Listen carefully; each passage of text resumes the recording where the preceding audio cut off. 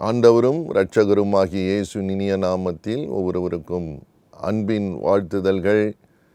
இந்த நாளுக்கு வேண்டிய புதிய கிருபையையும் புதிய பலனையும் புதிய சமாதானத்தையும் கர்த்தர் தந்து வழி நடத்துவாராக.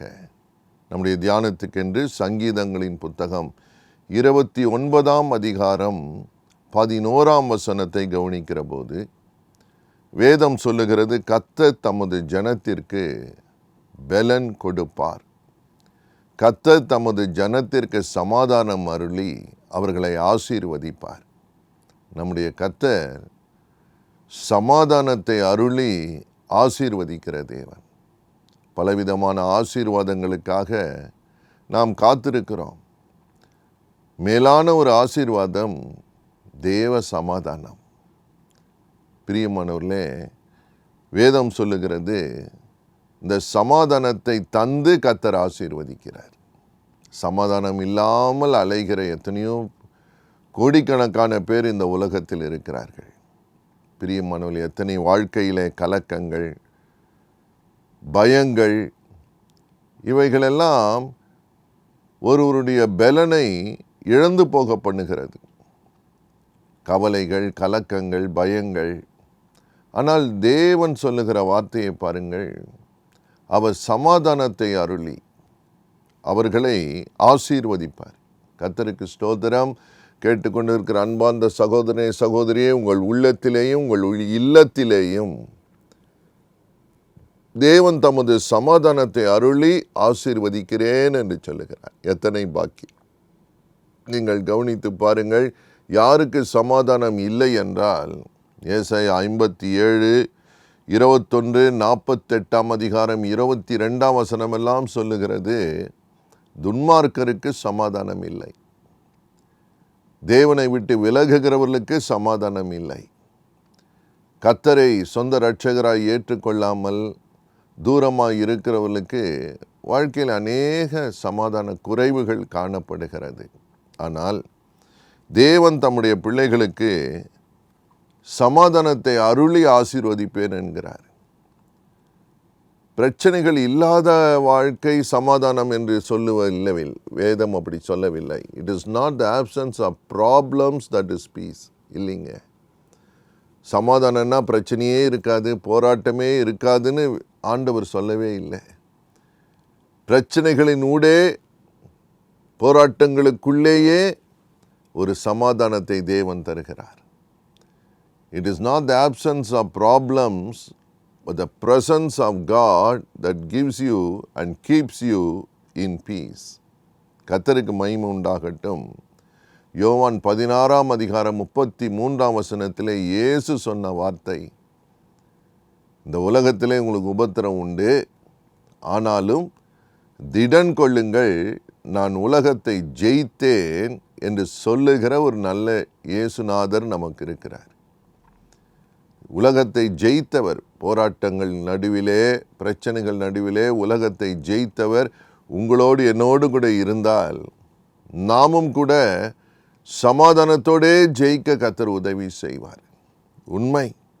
பிரியமானவர்களே, இன்னைக்கு அநேகர் சமாதானம் இல்லாததினால் பல விபரீதமான முடிவுகளுக்கு போகிறார்கள். தற்கொலைக்கு ஓடுகிறார்கள், தவறான வாழ்க்கைக்கு போய்விடுகிறார்கள். எங்கே சமாதானம், நிம்மதி கிடைக்கும் என்று அலைந்து தவறான பழக்கங்களுக்குள்ளே சிக்கிக்கொள்ளுகிற அநேகர் உண்டு. ஆனால் இயேசுநாதரை பாருங்கள், அவர் சமாதானத்தை அருளி ஆசீர்வதிக்கிற தேவன். கர்த்தருக்கு மகிமை உண்டாகட்டும். இப்பொழுது கூட ஒருவேளை உங்கள் இருதயம் கலங்கி கொண்டிருக்கலாம். கர்த்தர் பார்க்கிறார். எதை குறித்து, எந்த சூழ்நிலை நீங்கள் கலக்கத்தோடு இருக்கிறீர்கள் என்று கர்த்தர் பார்க்கிறார். கவலைப்படாதிருங்கள், தேவ சமாதானம். காரணம் என்ன? ஏசாயா 9ஆம் அதிகாரம் 6ஆம் வசனம் சொல்லுகிறது, நம்முடைய ஆண்டவருக்கு ஒரு பெயர் சமாதான பிரபு. He is the Prince of Peace. ஒருவேளை உங்கள் வாழ்க்கையின் ஆரம்பம், உங்கள் தொழிலின் ஆரம்பம் மிக அற்பமாக, மிக சிறியதாக இருக்கலாம். அற்பமாக எண்ணப்படுகிற சூழ்நிலையிலே இன்றைக்கு நீங்கள் ஆரம்பித்திருக்கலாம் உங்கள் வாழ்க்கையை. ஆனால் கர்த்தர் உங்களோடு கூட பேசுகிறார். அற்பமான ஆரம்பம், ஆனால் பரிபூர்ணமான ஒரு முடிவு வரும். சம்பூர்ணமான ஒரு ஆசீர்வாதத்திற்குள்ளே தேவன் நடத்துவார். அதை அடைவதற்கு தேவ சமாதானம் உங்களோடு இருந்து உங்களுக்கு உதவி செய்யும். At peace, being in peace. தேவ சமாதானத்திற்குள்ளே வாழ்ந்து நீங்கள் முன்னேற கர்த்தர் நிச்சயமாய் உதவி செய்கிறவர். பயப்படாதிருங்கள். கர்த்தருக்கு மகிமை உண்டாகட்டும். வேதம் சொல்லுகிறது, லூக்கா 1 அதிகாரம் 79 வசனத்திலே, நம்முடைய கால்களை சமாதானத்தின் வழியிலே நடத்தவும் அவ்விரக்கத்தினாலே உன்னதத்திலிருந்து தோன்றிய அருணோதயம் நம்மை சந்தித்திருக்கிறது என்றான். சமாதானத்திலேயே சமாதான வழி என்று ஒன்று போட்டிருக்கிறது. It is the path of peace. என்ன சமாதானம்? உங்களுடைய கால்களை சமாதானத்தின் வழிகள் நிறைய இருக்கிறது உலகத்தில். ஆனால் கர்த்தர் சொல்லுகிறார் சமாதானத்தின் வழி என்று ஒன்று இருக்கிறது. there is a path of peace. இந்த உலகத்திலே பாவங்களும் அக்கிரமங்களும் நிறைந்த ஒரு உலகத்திலே, அநியாயங்கள் நிறைந்த உலகத்திலே சமாதான பாதை என்று ஒன்று இருக்கிறது. there is a path of peace. 2 பேதுரு 3 அதிகாரம் 11 வசனத்தை வாசித்து பாருங்கள். எப்படிப்பட்ட பரிசுத்த நடக்கையாய் நாம் வாழ வேண்டும். the path of peace. பொல்லாத உலகம்தான், பாவம் நிறைந்த உலகம்தான், அநியாயம் அக்கிரம் நிறைந்த உலகத்திலே எப்படிப்பட்ட பரிசுத்த நடக்கையோடு நாம் வாழ வேண்டும் என்று கர்த்தருடைய வேதம் நமக்கு சொல்லுகிறது. பிரியமானவர்களே, கர்த்தராகிய இயேசு கிறிஸ்து நம்முடைய பாவங்களை மன்னித்து இரத்தத்தினால் கழுவி நம்மை பரிசுத்தமாக்கினார். ஆனால் போய்கொண்டிருக்கும் போதே வலதுபுறம் இடதுபுறம் அநேக முறை சாய்கிறோம். We keep turning to the left or right. There is something that is distracting. ஐயா, ஆண்டவருடைய சமாதான பாதையில் போகும்போதே பலவிதமான இழுப்புகள் இருக்கிறது, ஈர்ப்புகள் இருக்கிறது. ஆனால் கர்த்தர் யார்? ஏசாயா 30 அதிகாரம் 21 வசனம் சொல்லுகிறது, நீ இந்த பக்கம் அந்த பக்கம் திரும்பும்போது பின்னாலிருந்து கூப்பிடுகிற ஒரு சத்தம் கேட்கும், வழி இதுவே, இதிலே நடவுங்கள். It is a path that God has set for you. உனக்குன்னு ஒரு பாதையை வைத்திருக்கிறார். அந்த பரிசுத்த பாதையை விட்டு நீங்கள் விலகாதிருங்கள். சமாதானம் உங்களோடு இருக்கும். தேவன் தந்த சமாதானத்தை நாம் இழந்து விடாதபடிக்கு நாம் காத்து கொள்ள வேண்டும். அந்த பாதையிலே நடக்கணும். ஒரு பாதை இருக்கிறது தேவ பிள்ளைகளுக்கு. அவர் சத்தத்தை கேட்க கவனமாயிருங்கள். தேவன் உணர்த்தாமல் இருக்கவே மாட்டார். விலகும்போது, வழி விலகும்போது ஆண்டவர் பேசாமல் இருக்கவே மாட்டார். கவனித்து அவருடைய சத்தத்துக்கு கீழ்ப்படிந்தால் நீங்கள் நிச்சயமாய் சமாதானத்தோടെ காக்கப்படுவீர்கள். கர்த்தருக்கு ஸ்தோத்திரம். God is a good God. சங்கீதம் 119 165 வாசிக்கும்போது கர்த்தருடைய வார்த்தை வேதம் சொல்லுகிறது, கர்த்தருடைய வேதத்தை நேசிக்கிறவர்களுக்கு மிகுந்த சமாதானம். சாதாரண சமாதானம் அல்ல. It's an overflowing abundant peace that God has promised. அப்படி வேதத்தை நேசிக்கிற போது, வேதமே வெளிச்சம், வேதமே வழி. It is a path of life that God shows you have to take. அப்போ அந்த வேதத்தை நேசிக்கிற போது, வேதத்தை வாசிக்கிற போது மட்டுமல்ல. அநேகர் வேதத்தை வாசிக்கிறாங்க.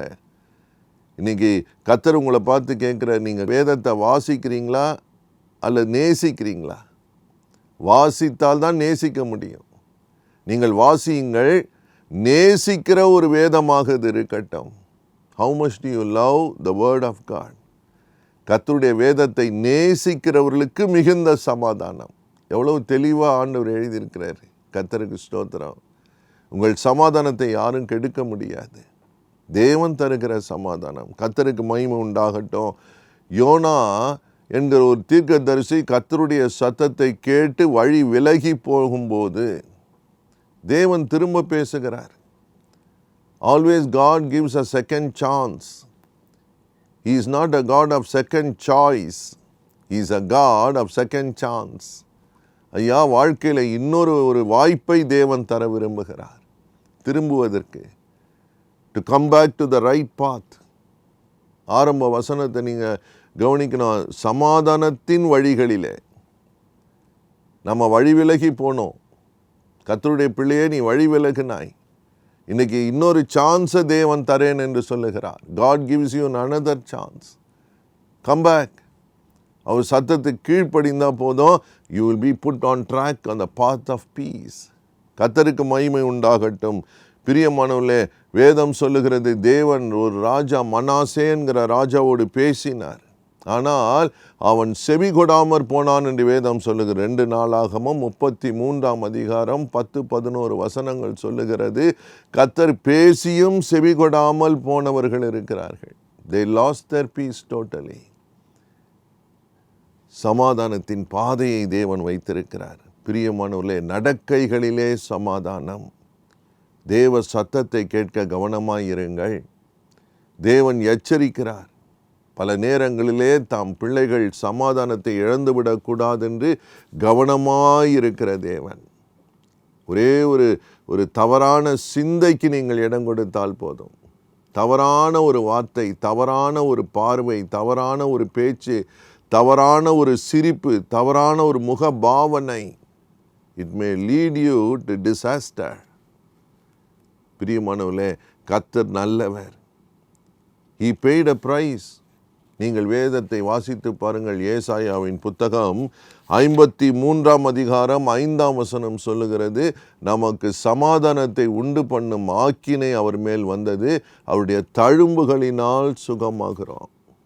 Jesus paid a price to give that peace to you and me. அவர் ஆக்கினை ஏற்றுக்கொண்டார். சும்மா வரல இந்த சமாதானம். அடிக்கப்பட, நொறுக்கப்பட, கிழிக்கப்பட, முள்ளுகளை வைத்து தலையிலே அழுத்த தன்னை ஒப்பு கொடுத்தார். He paid the price. நமக்கு சமாதானத்தை உண்டு பண்ணும் ஆக்கினை அவர் மேல் வந்தது. அவரை பார்க்கிற போது, ஐயா, இரத்தத்தை சிந்தி இத்தனை பாடுகள், இத்தனை மரணத்தின் பாதையிலே போய் ஒரு ஜீவ பாதையிலே எங்களை கொண்டு வந்தீரே என்று அவரை நோக்கி கூப்பிடுகிற போது, உணர்கிற போது தேவ சமாதானம் ஆண்டு கொள்ளுகிறது. கர்த்தர் உங்களை ஆசீர்வதிக்கட்டும். நாம் ஜெபிக்கலாம். எங்களை நேசிக்கிற நல்ல தகப்பனே, சமாதானத்தை தரும்படி ஆக்கினை நீர் ஏற்றுக்கொண்டீரப்பா. மனது உருகும். இப்பொழுதும் சமாதானத்தை இல்லாமல் தவிக்கிற, சமாதானம் வந்து வந்து போகிறதே, சமாதானம் நிலையாக இல்லையே என்று தவிக்கிற உள்ளங்களை, குடும்பங்களை பாரும். மனம் இறங்கும். கடினமாய் உழைக்கிறேன், பலன் இல்லையே என்று கலங்குகிறார்களே. ஐயோ, எத்தனை நாள் இந்த சூழ்நிலையில் வாழ்வது, எத்தனை நாள் இந்த இக்கட்டிலே இருப்பது, எத்தனை நாள் இந்த போராட்டத்திலே இருப்பேன், சமாதானமே இல்லையே என்று அழுகிற உள்ளங்களை பாரும். பிள்ளைகள் நிமித்தம் சமாதானத்தை இழந்து போனவர்கள் உண்டு. ஐயோ, பெற்றோர் நிமித்தம் சமாதானத்தை இழந்து போய் நிற்கிறவர்கள் உண்டு. தங்கள் பாவ நடக்கைகளினாலே வஞ்சிக்கப்பட்டு சமாதானத்தை இழந்து போய் நிற்கிறவர்கள் உண்டு. ஆனால் உம்முடைய சத்தத்தை கேட்க ஒப்பு கொடுக்கிற உம்முடைய பிள்ளைகளுக்கு நீர் இன்னொரு வாய்ப்பை நிச்சயமாய் தருகிறீர் அல்லவா. மனம் இறங்கும். ஒவ்வொருவர் மேலும் ஒவ்வொரு உள்ளத்திலேயும் மாறாத அந்த சமாதான பாதை என்று சொன்னீர், அந்த பாதையில் நடத்துங்கப்பா. Lead them in the path of peace and righteousness. மனது உருகிய ஆசீர்வதியும். இழந்த சமாதானத்தை பெற்றுக்கொள்ள செய்யும். சமாதானத்தின் நடுவில் அல்லவா நீர் இருக்கிறீர். உம்முடைய பிள்ளைகளை சமாதானத்தோடு பாதைகளிலே நடத்துவீர். ஒன்றும் அவளை கலங்க செய்ய நீர் விடுகிறதில்லை. நீர் சூழ்ந்து கொண்டிருக்கிறீர். நீர் ஆசீர்வதிப்பதற்காக நன்றி. இயேசு இரட்சகர் நாமத்தில் மகிமைகளை உமக்கே செலுத்துகிறோம். கர்த்தர் பெரியவர் என்பதை விளங்க பண்ணுகிறீர். உமக்கு நன்றி. அணைத்து கொள்ளும் இயேசு இரட்சகர் நாமத்தில் நல்ல பிதாவே. ஆமேன். Amen. God bless you.